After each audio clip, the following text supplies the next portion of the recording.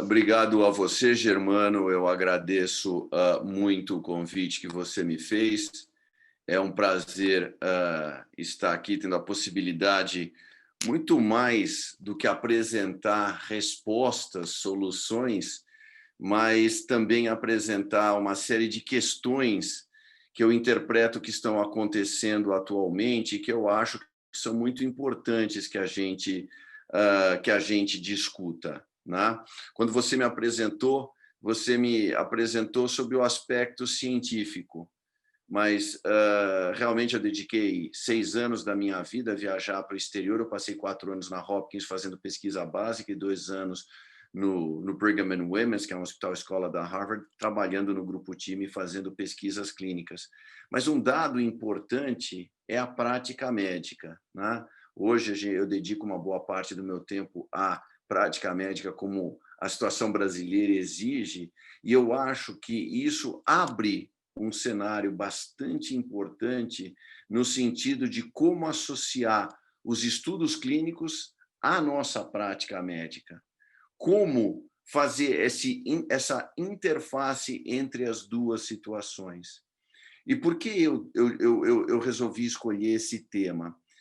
Eu resolvi escolher esse tema porque eu tenho percebido que nós estamos demais presos aos estudos clínicos. Nós vivemos muitos anos presos à prática médica e à nossa experiência, e hoje eu acho que o pêndulo ele migrou para o outro lado, e nós estamos extremamente presos aos estudos clínicos, de tal maneira que a prática médica ela está sendo cerceada pelo resultado desses estudos, pelas informações talvez não muito bem interpretadas. E eu acho que esse ano, que é o ano de 2020, é um ano excelente para a gente falar sobre o intercâmbio, essa interface entre os estudos clínicos e a prática médica. Parecia um ano que ia começar aí despencando o ano de 2020, mas o ano de 2020 ele trouxe uma grande coisa, que foi uma oportunidade que nós nunca vivemos e talvez dificilmente voltemos a viver. Qual é essa oportunidade? É a oportunidade da introdução de uma nova doença. Quando a gente tem uma determinada doença, habitualmente a gente vai buscar um padrão para a gente seguir, a gente vai lá nos alfarrábios tentar obter informações sobre aquela doença que a gente está lidando num livro ou em comparações prévias, mas o coronavírus, a infecção por coronavírus, é uma infecção completamente nova, é uma doença nova. A gente, dentro daquilo que a gente habitualmente faz, a gente imediatamente quis comparar a epidemia, essa pandemia por coronavírus, à gripe espanhola. E nós começamos a tentar fazer paralelos entre uma coisa e outra. Verdadeiramente impossível comparar as duas doenças. As duas, a influenza e o SARS-CoV, o vírus do coronavírus, são vírus RNA, mas completamente distintos entre si. A influenza é um vírus de grande capacidade de mutação e o SARS-CoV é um vírus com baixíssima capacidade de mutação. Então, muitas das dificuldades que nós tivemos com a influenza não teremos com o vírus. A influenza tem uma distribuição sazonal muito forte. No inverno, o SARS-CoV não tem isso, aparentemente, ao longo desse primeiro ano, pelo que nós temos aprendido. A transmissão é muito mais intensa na influenza do que no SARS-CoV, o período de incubação mais longo no SARS-CoV. Isso faz com que haja distribuição, um comportamento clínico diferente entre as duas entidades. Nós vivemos em 2020, onde as pessoas pegam um avião e saem da China e vão para a Itália, e a Itália vai descobrir a doença depois de 2, 3 meses de contaminados. Nós vivemos na era da informação, em que as informações são rapidamente transmitidas ao redor do mundo, completamente diferente do que se viveu na época da influenza. E os testes não havia na época da influenza, não havia terapia antiviral, não havia ventilação mecânica. como comparar dois cenários tão distintos entre si e dizer, baseado no que se viu no caso da influenza, nós devemos fazer isso. Faz 100 anos que nós vivemos a pandemia da influenza e ela nos diz talvez muito menos do que a gente gostaria para o tratamento. Então, nós estamos, sim, diante de uma doença nova. Uma doença que chegou dessa forma que vocês veem aqui. Eu trago aqui as curvas epidemiológicas da Itália no que se refere a novos casos e mortes por coronavírus. Se nós observarmos os novos casos, nós vamos ver um ascenso extremamente rápido de casos com uma mortalidade extremamente elevada. Eu lembro a vocês que na Itália, nas primeiras semanas da epidemia, a mortalidade foi de 25%. 1 a cada 4 italianos contaminados pelo coronavírus morreu por essa infecção viral. Então, vocês vejam o cenário que nós estamos enfrentando. Uma doença nova, desconhecida, diferente de tudo. Quem quis comparar com o SARS-CoV de 2003 também cometeu grandes erros, porque são doenças que, embora os vírus sejam da mesma família, têm um comportamento bastante diferente em relação à transmissibilidade, também em relação ao período de incubação e a mortalidade, que é muito maior no SARS-CoV-1, no primeiro infecção. Então, nós estamos diante de uma infecção nova, uma infecção que não é apenas nova, ela parece ser arrasadora nos primeiros países ocidentais por onde ela transita. São pacientes intermináveis que chegam, que vão para a UTI e acabam falecendo. E uma nova doença com alta mortalidade e aquilo que nós vamos conversar hoje, com conhecimento extremamente limitado. O que nós sabíamos sobre o SARS-CoV-2, sobre Covid e coronavírus, quando essa epidemia ela já estava dentro da nossa casa, o ladrão já tinha entrado na nossa casa quando nós resolvemos nos mexer. Ainda tivemos uma atitude de muitos países e muitas pessoas arrogante, dizendo que era apenas uma gripezinha, como tantas outras que nós tínhamos enfrentado. E isso nos abriu uma nova possibilidade. Nós estamos diante de uma doença que nós não temos conhecimento científico algum. Nós estamos na idade da pedra, porque essa doença é nova, ela mata aos montes e nós não conhecemos nada. Foi dentro desse cenário que todo mundo foi imediatamente buscar aquilo que nós praticamos no resto da medicina. O que nós praticamos no resto da medicina? Principalmente na cardiologia, randomized clinical trials. Nós queremos estudos clínicos, mas esses estudos, eles são caros, eles são estudos demorados para serem realizados.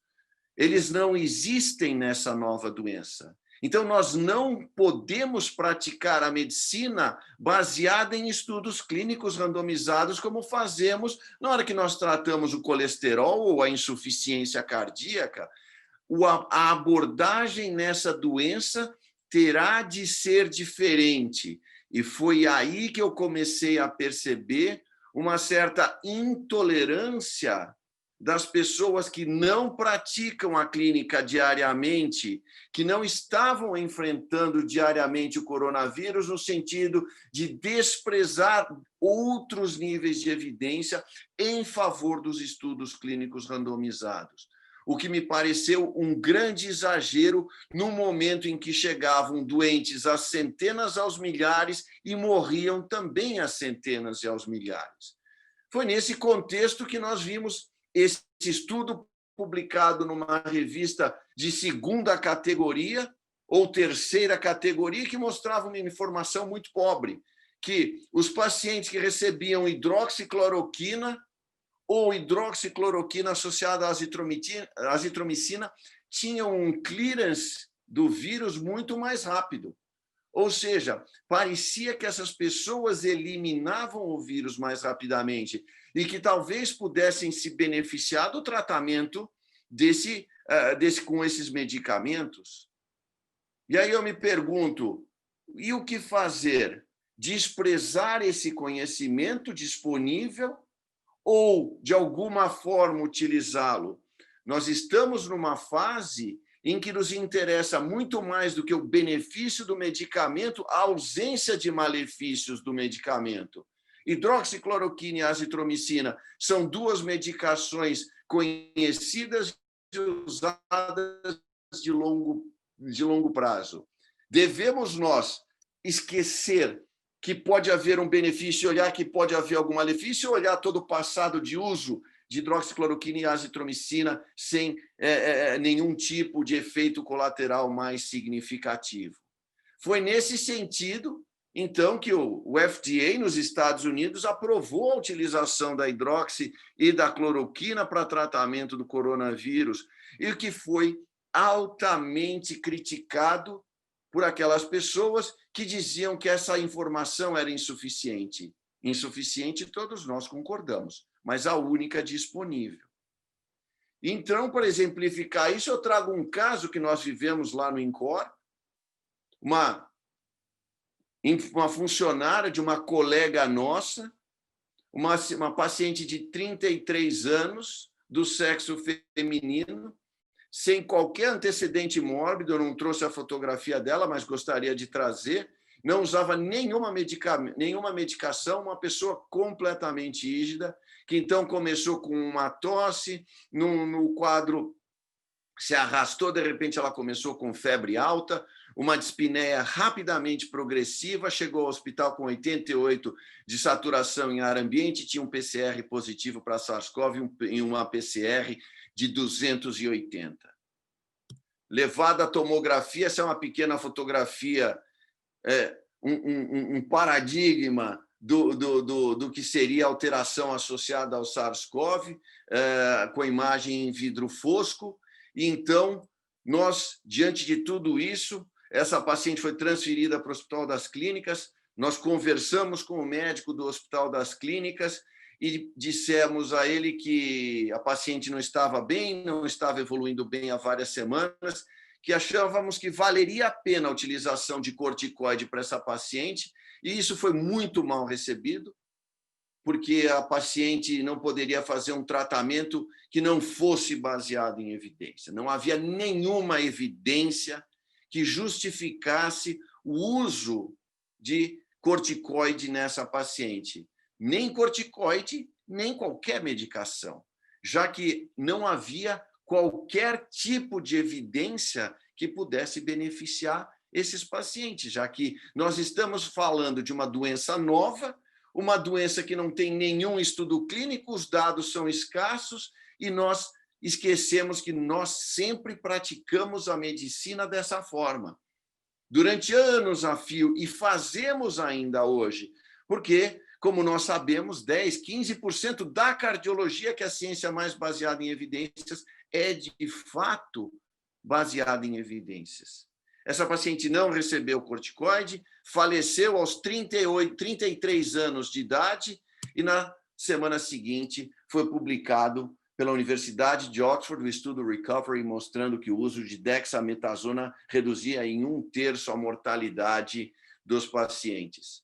Eu não quero dizer aqui que ela se salvaria, mas com o uso de corticoide, mas nós sabíamos que os efeitos adversos dos corticoides eram baixos e a paciente estava evoluindo muito mal, e que a clínica exigia, e não apenas ela, mas outros colegas com os quais eu conversava, disseram, mas não existe nenhum estudo clínico randomizado com 5.000 pacientes para demonstrar o benefício. Foi aí que eu comecei a perceber que tudo aquilo que eu defendi durante anos a fio, no sentido de nós precisamos de evidência para praticar a medicina, tinha ido além da conta. E que nós estamos perdendo a nossa capacidade de atuar e tratar os nossos pacientes meramente porque nós não temos muita evidência científica de grande porte a favor do uso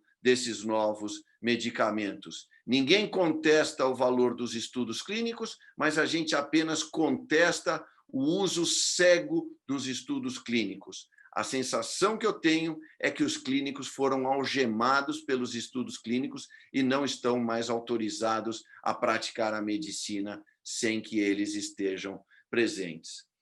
Esse é um filme que eu já tinha assistido diversas vezes e eu brinco quando me falam as coisas, chama-se o Demolition Man, em que o Sylvester Stallone ele foi congelado durante muitos anos porque ele era um justiceiro e disseram, vamos congelá-lo porque se no futuro surgir algum malfeitor, nós temos como descongelar e ele vai, aí sim, ele vai poder nos proteger porque futuramente as sociedades serão muito mais pacíficas.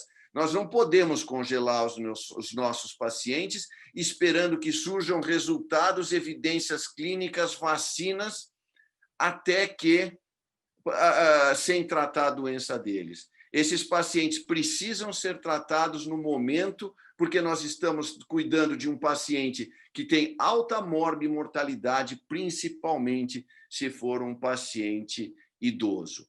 Então, nós temos que tomar a decisão baseado nas evidências disponíveis num determinado momento. E aí eu pergunto, de onde surgiu isso? De onde surgiu esse verdadeiro fascínio pelos estudos clínicos randomizados, dessa forma até cega, que não permite que nós, baseados em evidências menores, tomemos decisões na prática clínica. Nesse sentido, eu posso transmitir a experiência porque eu acho que eu vivi o momento em que toda essa grande transformação aconteceu. Eu morava nos Estados Unidos, eu tive um contato muito próximo, então, com as pessoas, inclusive, que tomaram parte dessas decisões. Aqui, um estudo muito conhecido em 2007, publicado pelo Steve Nissen, que é uma meta-análise da rosiglitazona, e que mostrava que o uso da rosiglitazona para controlar o diabetes poderia aumentar a incidência de eventos adversos. Isso trouxe uma grande surpresa, imaginar que um paciente que tem um alto risco para o desenvolvimento de doença coronária poderia ter o risco aumentado de desenvolvimento de infarto justamente porque ele estava tomando uma medicação de controle glicêmico. Foi a partir do resultado dessa meta-análise de alguns conhecimentos prévios é que o FDA tomou a decisão de que, a partir daí, todo estudo que fosse avaliar um novo medicamento antidiabético, mesmo que pertencesse à mesma família, de algum já aprovado, teria que passar por uma avaliação de um grande estudo para mostrar a segurança dele. Mas não foi apenas o estudo da rosiglitazona. Aqui um medicamento que todos conheceram, quem viveu já há algum tempo, o estudo, o Acomplia, que é o Rimonabant, uma droga da Sanofi para emagrecimento e que se verificou em diversos estudos depois e no segmento de fase 4 que os pacientes que utilizavam essa medicação tinham um aumento das taxas de suicídio e que essas taxas de suicídio, elas obviamente eram muito mais importantes do que qualquer benefício de emagrecimento que esses pacientes tinham. Mas não foi só aí, foi também num estudo de uma droga para aumentar o HDL da família dos inibidores da CETP, o torcetrapib, que trouxe também uma grande surpresa. Uma medicação que tinha um efeito de, ao inibir a CETP, aumentar em 72% o HDL e diminuir em 25% o LDL. Esse estudo, o estudo Illuminate, foi interrompido com 1 ano de evolução. Por quê? Porque os pacientes que tomavam torcetrapib tinham um aumento de 25% no risco de eventos cardiovasculares e de 58% no risco de morte de qualquer causa. Então, todos esses estudos, quase que simultâneos, trouxeram um grande receio naquela época ao FDA e a toda a comunidade médica, dizendo: nós não sabemos o que estamos fazendo.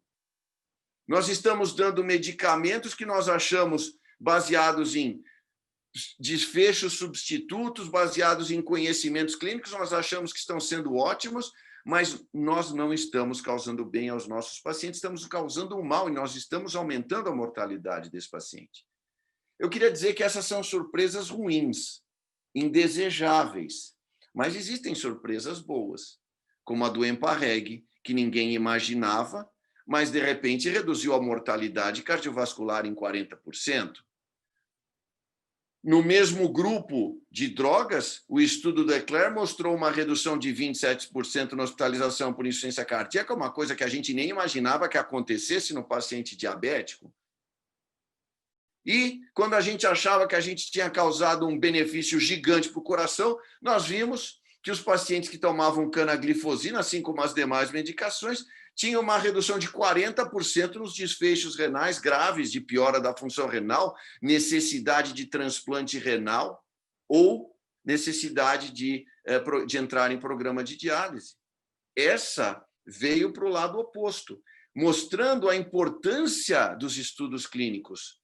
Não há nenhum desfecho substituto laboratorial, não há nenhuma experiência clínica que suplante, então, o conhecimento dos estudos clínicos, quando eles estão disponíveis, não quando eles estão indisponíveis. Os estudos clínicos são muito bons, são a melhor evidência científica que nós temos, mas também nós não podemos esquecer, e isso é uma coisa que eu vejo muito pouco as pessoas falarem, de quais são as limitações do estudo clínico. Parece que, uma vez falado em estudo clínico, nós falamos a voz do estudo clínico, não do povo, é a voz de Deus. É aquilo que define o que é certo e o que é errado, separa o justo do injusto. E nada na vida é tão certo e definitivo assim. Aqui alguns exemplos de limitações de estudos clínicos. Os critérios de inclusão são extremamente estritos, que limita a validade externa. Vejam aqui o próprio EMPA-REG que eu elogiei, só incluiu pacientes diabéticos com doença cardiovascular estabelecida. E os milhões de pacientes que não têm doença cardiovascular estabelecida, definida? Não uso, então, essas medicações? Eu comprovei o benefício nessa classe. Em outras classes de pacientes que nós vemos diariamente no consultório, não vamos tratar esses pacientes, não existe estudo. Hoje nós temos diversos outros, o DECLARE, que mostra benefício nesse conjunto de pacientes, mas não estaríamos nós autorizados a usar nesse conjunto de pacientes meramente porque o estudo randomizado foi feito em portadores de doença cardiovascular? E aqui o estudo Paradigma, que randomizou inicialmente pacientes com fração de ejeção abaixo de 40%, que depois reduziu para 35%. E aquele número gigante de pacientes que têm fração de ejeção acima de 35%. Não vamos usar sacubitril/valsartana nesse conjunto de pacientes, ou nós vamos utilizar sacubitril/valsartana? Eu vou pedir só que quem abrir o microfone, por favor, para fechar, que está incomodando um pouquinho. Obrigado. Então, nós vamos ou não vamos usar o sacubitril/valsartana nesse conjunto de pacientes vendados ou amarrados por um estudo clínico que incluiu apenas pacientes com fração de ejeção abaixo de 35%. Mas não é isso apenas. Eu gostaria que alguém me ajudasse a interpretar diferenças regionais nos estudos clínicos. Aqui, por exemplo, eu tenho uma delas. O estudo TOPCAT, que foi um estudo que avaliou a espironolactona em portadores de fração de ejeção e insuficiência cardíaca com fração de ejeção preservada. Aqui uma distribuição regional, em que os pacientes dos Estados Unidos, Canadá, Argentina e Brasil tiveram uma redução significativa de eventos. Os pacientes da Rússia e da Geórgia não tiveram essa redução. Então, a Rússia e a Geórgia eliminaram o benefício do resto do mundo. Como interpretar isso, considerando que a medicina praticada na Rússia é diferente da medicina praticada nos Estados Unidos? Seria isso decorrente de um viés pós-randomização ou não? Seria que, de fato, houve um erro nos Estados Unidos, Canadá, Argentina e Brasil? Essas são limitações dos estudos clínicos. Se eu tenho um paciente no Brasil, não vou usar, então, espironolactona de forma nenhuma no paciente? Ou, de repente, pode ser uma opção num paciente que tem fração de ejeção preservada na presença de insuficiência cardíaca. Aqui um outro exemplo também bastante conhecido, uma subanálise do estudo Plato. Nós sabemos que o Plato mostrou vantagens do ticagrelor sobre o clopidogrel, mas não nos Estados Unidos. Nos Estados Unidos, a medicação mostrou até um efeito neutro ou tendendo a um benefício a favor do clopidogrel, enquanto que no resto dos Estados Unidos, no resto do mundo, foi benéfica a medicação. Na Bulgária reduziu em 40% a mortalidade. Aí a minha pergunta é: como interpretar esses dados? Usamos nos Estados Unidos ou não usamos nos Estados Unidos? Todas essas são limitações dos estudos clínicos. Não é a voz de Deus. Os estudos, as análises de subgrupo não são permitidas. Todo mundo gosta de usar a expressão em inglês. They are hypothesis generating. Mas nós fazemos.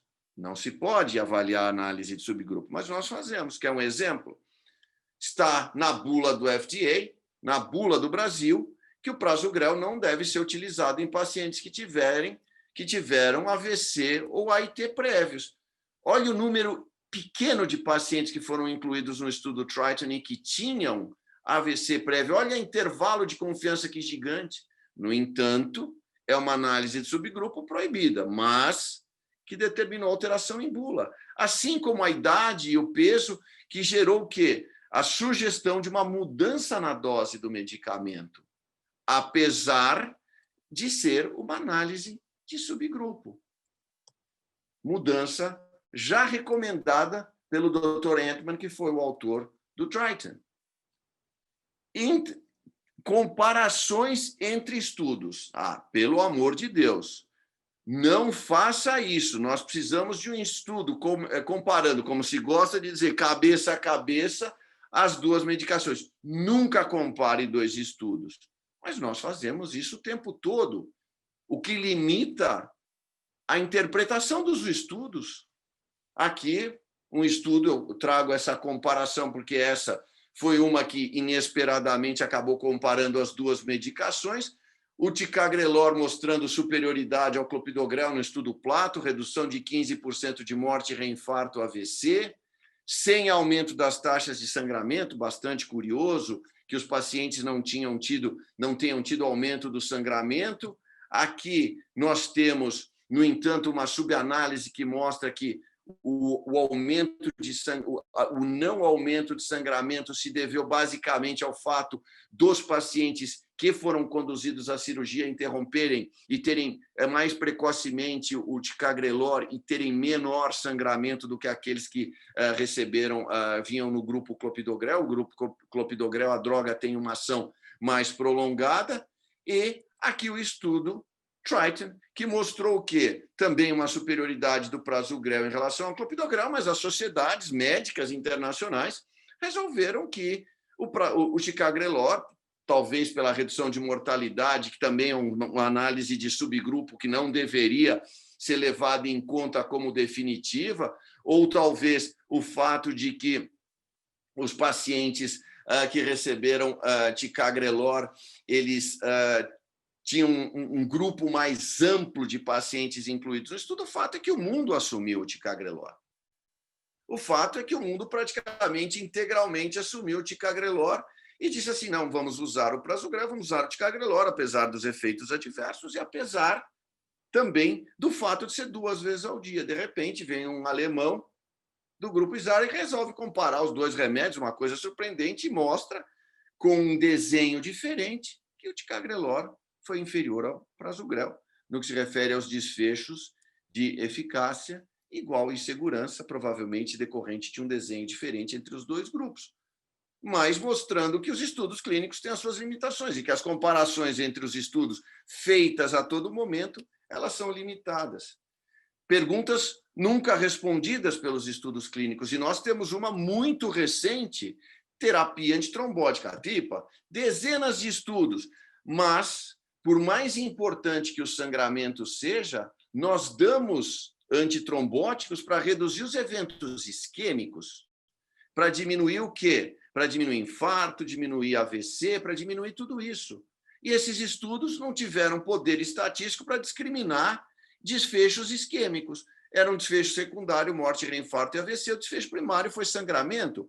Ora, muito bonito.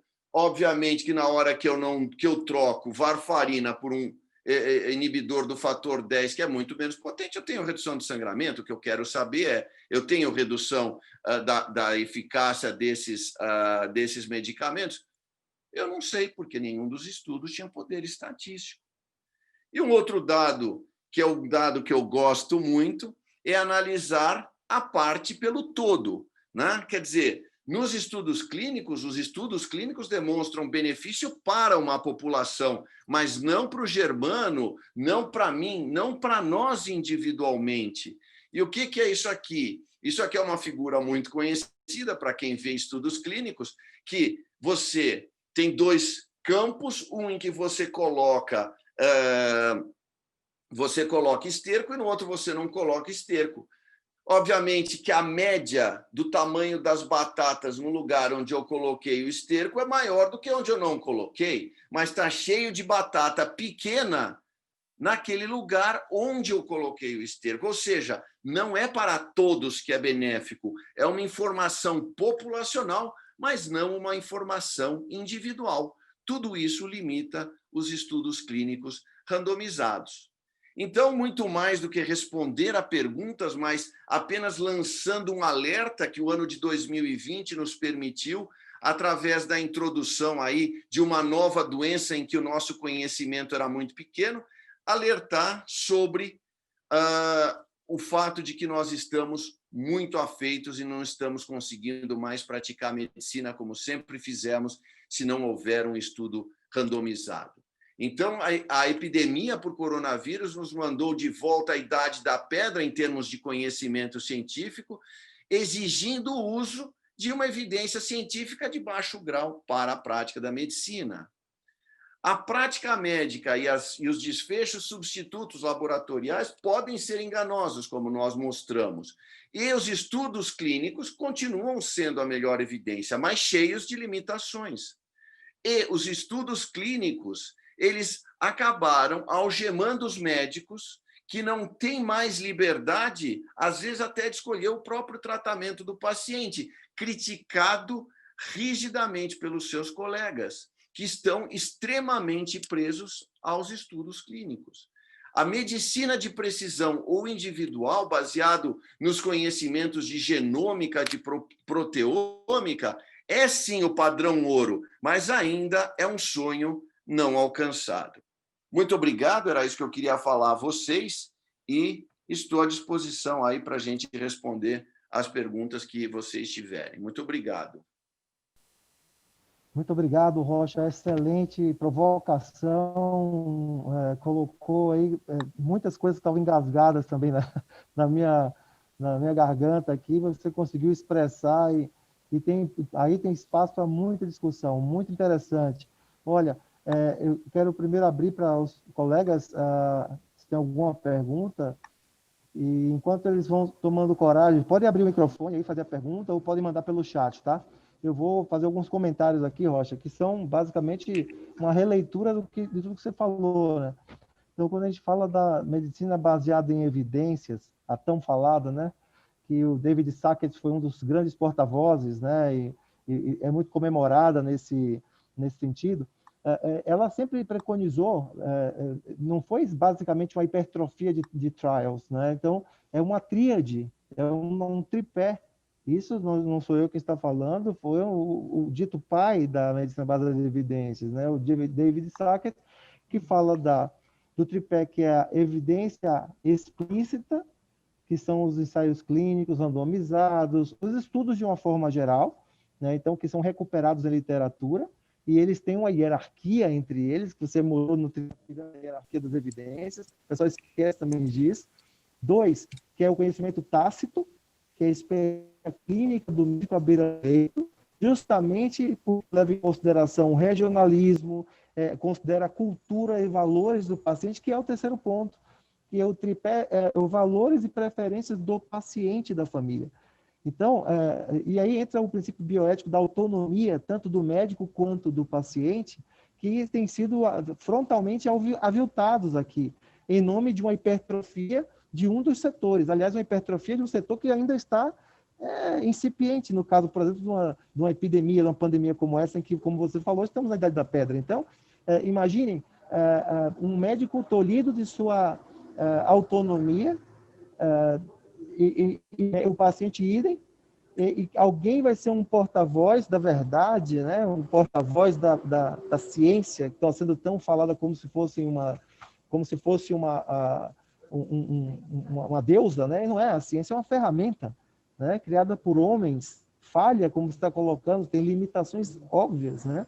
Então, esse é um ponto extremamente importante que você tocou, e lembrar que esse conhecimento tácito, aí uma coisa que o Sackett também fala, né, Rocha, é que hipertrofiar, por exemplo, você deixar de levar em consideração o conhecimento acumulado para falar somente sobre preferência do paciente e do médico, você beira o curandeirismo. Por outro lado, você hipertrofiar o conhecimento explícito em detrimento da autonomia do paciente, isso é autoritarismo. Então, é esse equilíbrio nesse tripé que tem que ser preservado, e sua apresentação foi muito feliz nesse sentido, né? Lembrando também que quando você faz um ensaio clínico randomizado, como você comentou, você tem detalhes importantes, por exemplo, redução de risco relativa é muito falado, mas a redução de risco absoluto é um ponto que também pouco a gente comenta, na fantasia de muitos pacientes e também de alguns médicos, parece uma questão de sim ou não. Você tratou estatina, o Germano que toma rosuvastatina lá, real que toma estatina. Bom, se eu não tomar, eu vou infarto. Se eu tomar, eu salvo. Esse maniqueísmo é algo que parece muito na prática médica. E não se fala, por exemplo, que existe um NNT, um número necessário para tratar em cada situação clínica. Então, esse paciente, nessa situação, tem que tratar 50 germanos para prevenir um infarto ao longo de 5 anos. Então, as pessoas ficam até frustradas quando a gente percebe que a redução de risco absoluto, quando você tem um trial positivo, muitas vezes é de 1%, 2%. Você citou o Plato Trial, que tinha, sei lá, 18 mil pacientes, para ter uma diferença de risco absoluto de 1,1% de eficácia. E isso é estatisticamente significativo, mas 1% de risco, quer dizer, você sai de 18% para 17%, e com 18 mil pacientes, isso é estatisticamente significativo. Mas qual a relevância clínica desses achados? Esse é o ponto importante. E ainda mais você fala de saúde populacional, Rocha, quando você tem essa diferença de risco absoluto muito pequenas, e quando o custo agregado ele é extremamente alto, tem um outro problema. Como aplicar isso em saúde pública, quando você tem uma diferença extremamente significativa, no CDI, profilaxia primária de uma súbita, tem uma diferença de risco absoluto de 4,5% mais ou menos, vai dar um NNT de 18, 20, e a cada 20 pessoas você coloca um desfibrilador para profilaxia primária em cardiopatia isquêmica, uma pessoa vai ter um choque apropriado ao longo de 5 anos, de 20, uma. Então, isso é aplicável do ponto de vista em saúde pública, por exemplo? Então, são perguntas importantes. Queria que você comentasse um pouco. Eu acho que o que você está falando, Germano, é certamente importantíssimo. Eu queria apenas destacar um fato, né? Agora, foi curioso, porque tanto no Congresso do American Heart no final do ano passado, como agora no Congresso Europeu desse ano, foram publicados dois trabalhos de grande porte, 4.500 pacientes, até 5.500, o último desse ano no Congresso Europeu, mais de 10 mil pacientes incluídos nesses estudos, sobre o uso da colchicina na prevenção de doença arterial coronária, né? E o outro dia eu resolvi dar uma aula no nosso curso da unidade, pediram para cada um escolher um tema, né, a falar. E eu falei assim, eu vou falar de colchicina. Aí o pessoal, por que de colchicina? Eu falei, porque não vamos ter a indústria farmacêutica por detrás da colchicina para mostrar o benefício da colchicina nesse conjunto de pacientes. E, apesar do risco residual elevadíssimo que os pacientes portadores de doença coronária têm, o resultado da colchicina, em 2 trials de grande porte, foi muito bom. Mas eu não ouço ninguém falar disso daí, justamente porque também não tem a indústria farmacêutica por detrás para dizer assim, olha, viu só, a colchicina é maravilhosa, ela tem uma redução de risco absoluto aí de 3 então, olha, vamos usar. Não existe esse tipo de coisa também. Então, a minha sensação é que os motivos são vários, e um deles, já você estava falando, em um device extremamente caro, do CDI. Então, assim, eu acho que nós precisamos estar alertas a esse tipo de coisa e tentar interpretar tudo aquilo que a gente faz no dia a dia, conhecer os estudos, justamente para que a gente consiga filtrar exatamente o tema da aula, a interface entre os estudos e a prática médica, para que a gente consiga filtrar essas informações.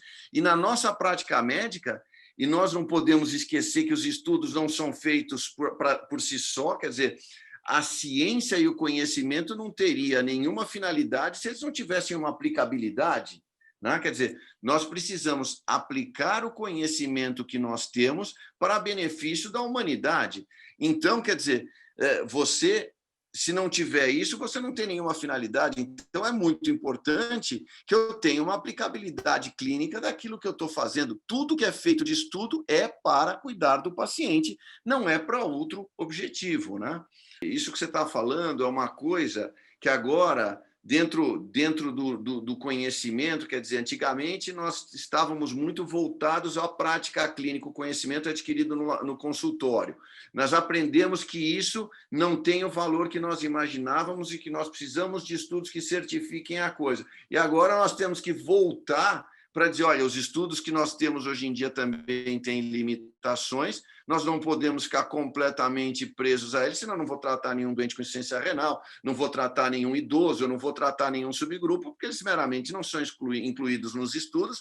E falou de registro, falou de pecado capital. Ninguém pode falar em registro, porque os variáveis confundidoras são enormes, então nem sei para que são feitos registros na medida em que não servem para nada. Né? Então, quer dizer, nós precisamos um ponto de equilíbrio. Exato.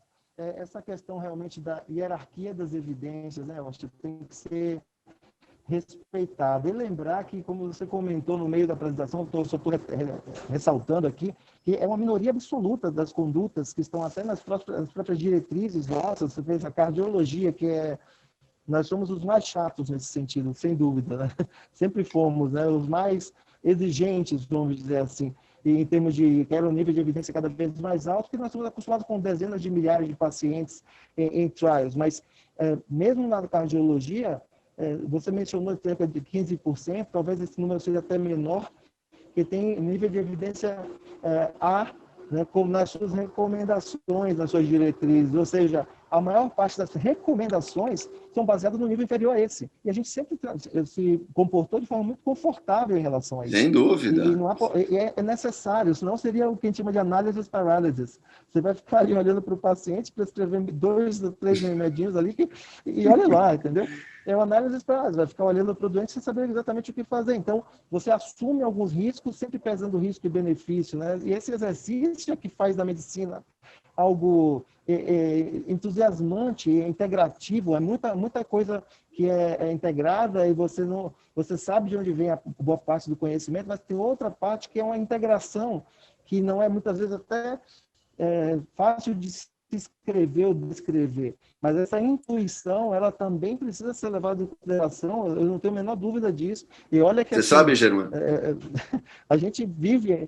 Então, isso é muito importante. Eu só vou fazer uma observação que também foi uma outra oportunidade que esse ano de 2020 trouxe, né?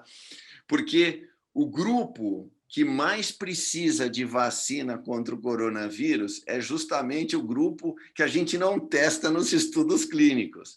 É principalmente o idoso, o indivíduo que tem outras comorbidades, né? E esse foi um novo ensinamento agora, porque essas grandes empresas, a Pfizer, a Moderna, a AstraZeneca, todos incluíram as minorias nos estudos. Por quê? Porque se eu preciso dar no idoso, se eu não incluir o idoso, eu não sirvo para nada. Para que serve o meu estudo, não é verdade? Então, foi muito interessante, porque na própria necessidade do momento, foi feita uma ampliação da população incluída no estudo, justamente para ter esses pacientes que são os grandes beneficiários da vacina, né? E criança, né, Rocha? Criança. Criança que não pega a doença porque não tem um receptor, e você vai enfiar em milhões de crianças uma coisa extrapolada de adultos de 18 anos em diante. Como vai ser Pois essa é, história? pois Qual é a é. Isso validade aí externa disso? Isso é muito importante, é preocupante. Não, acho que as crianças são capazes de nem serem vacinadas, viu, Germano? Eu estou achando que as crianças não vão ser nem vacinadas, se você quiser. Se você conseguir vacinar os grupos suscetíveis, é capaz de eles nem quererem vacinar as crianças. tem uma pergunta aqui do Zé Márcio. Ele pergunta bastante específica aqui. Se você acredita que os estudos tipo Basket Trial ou Umbrella Trial vão ajudar a reduzir esses tipos de vieses? Eu não sei se eu consegui captar bem. Eu só vou ler exatamente. Eu vou dizer para você o seguinte: eu não estou tão a par do Basket e do Umbrella. Eu sei que são 2 estudos em oncologia, em que eles tentaram incluir, fazer um estudo um pouco mais pragmático, mas ainda estão em análises, inclusive éticas, os desenhos desses estudos. Então, assim, eu não sei te responder com certeza. Eu acho que é uma nova frente de conhecimento, mas eu não tenho conhecimentos profundos para te responder de uma forma mais detalhada. Germano, professor Roberto, José Márcio, sou oncologista clínico, eu fiz a pergunta. Primeiro, parabenizar pela aula fantástica, eu acho que extremamente válida nos dias de hoje. Foi muito angustiante a gente ver paciente com aquelas tomografias e não poder usar o corticoide ou ser criticado para usar o corticoide aqueles pacientes, sejam oncológicos ou não. E parabéns aí ao professor Germano também, excelente tema. Lembrar que os estudos de mundo real que são importantes, né? Então, cada vez mais frequentes, eu sou oncologista clínico, pelo menos na nossa prática clínica, e que os pacientes de estudo clínicos também são extremamente bem selecionados. Então, a gente também tem que lembrar disso também, acho, complementando as suas conclusões. Em oncologia, os estudos Basket e Umbrella, eles são por biomarcadores, mas concordo que as questões éticas são ainda importantes, mas é uma tendência de você reduzir o custo dos estudos. Nos estudos Basket Trial, você colocar um tratamento único baseado num biomarcador em diferentes doenças. A gente tem feito bastante isso. E nos Umbrellas, diferente, né? Você coloca uma histologia única, múltiplos marcadores e trata de acordo com o marcador, ou seja, a medicina de precisão atuando aí. Mas também concordo que é longe da nossa realidade. Então, contribuindo um pouquinho aqui para a brilhante aula. Parabéns mais uma vez. Obrigado a você, Márcio. Muito obrigado aí pela sua complementação. A gente, nessas aulas, vai ouvindo um montão de coisas, a gente vai aprendendo muito. Olha, a gente vai montando ali o quebra-cabeças. Obrigado, viu? Muito bom. Bom, Rocha, você quiser fazer alguma consideração final? Estamos aqui no limite do nosso tempo. Nossa, esse tema aí, aplicabilidade, né? Quando a gente vai fazer análise crítica de artigo científico, você faz lá a validade interna, o resultado e a famosíssima validade externa, né? Que é exatamente isso que a gente está falando aqui. Então, quando a gente quer falar sobre validade externa, a gente tem que pensar nos recursos que nós temos e assim, e claro, baseado em quê? Qual foi o impacto de fato desse estudo, né? Então, essa análise tripartite, né, da validade interna, do resultado per si, o seu resultado prático absoluto e a validade externa, essa aplicabilidade na população, no seu paciente individual, esse realmente é o ponto. A gente hoje ainda faz uma coisa por amostragem, né? E a medicina de precisão seguramente é o caminho, mas que precisa ser validado, né? Cada um desses caminhos vai precisar ser validado cientificamente. Então, às vezes você tem um biomarcador que parece ser bastante promissor, você norteia o tratamento por um biomarcador, mas nós precisamos mostrar que esse biomarcador, de fato, é um redutor desse NNT, né? No fundo, é isso que a gente quer. A gente quer acertar mais pessoas com nosso tratamento. Hoje, a gente trata da estatina para o sujeito, mas a gente não sabe se ele faz parte dos respondedores. Mais alguma consideração, Rocha? Eu só queria me despedir agradecendo mais uma vez o seu convite, dizendo que eu tenho a grande admiração pela sua determinação, pela sua capacidade intelectual e capacidade determinada em fazer as coisas, Queria parabenizar você por tudo que você tem feito, desejar muita sorte aí nessa sua nova empreitada. Estamos à disposição da forma que pudermos ajudá-lo. Queria só parabenizá-lo por tudo que você tem feito, Germano. Você tem ajudado bastante a cardiologia. Roberto, muito obrigado. Mais uma vez, agradeço ao Dr. Roberto Giraldes, que é nosso grande amigo e realmente um grande talento e muito sensato. Então, vocês veem que ele não é só cientista, ele é médico de verdade. Muito obrigado, doutor Rancho, viu? Muito obrigado. Obrigado, viu, Germano? Eu agradeço a você também, viu? Um abração. Um abraço a todos. Muito obrigado pela audiência.